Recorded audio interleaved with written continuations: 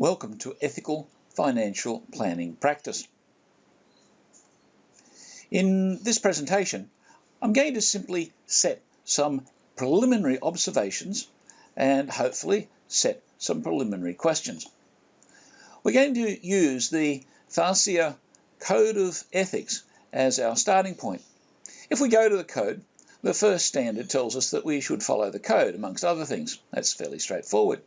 The second standard in the code introduces a word which is fairly familiar but is not defined in the code, and that word is integrity. We have to ask ourselves, what does integrity mean, and why does a professional financial advisor need to act with integrity?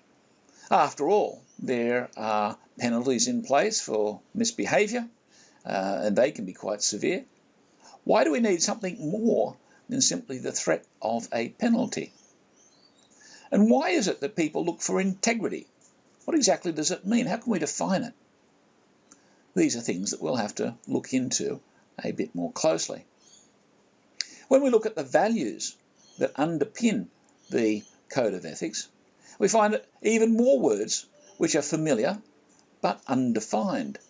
And certainly they don't tell us very much about how or why we should uphold them.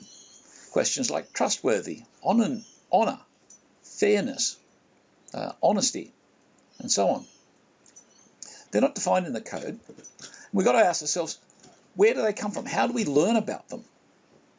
Now, in one way, people think, well, I was taught that when I was about 2 years old and I started to talk.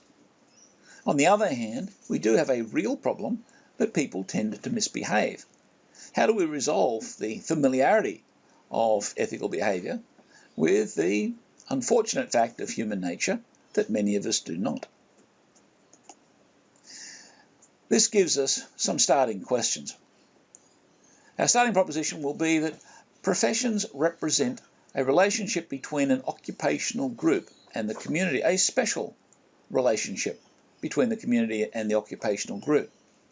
And one of the things which makes that relationship very special is that the community must be able to trust the professional will act in a certain way, despite having the power and the inclination to do otherwise.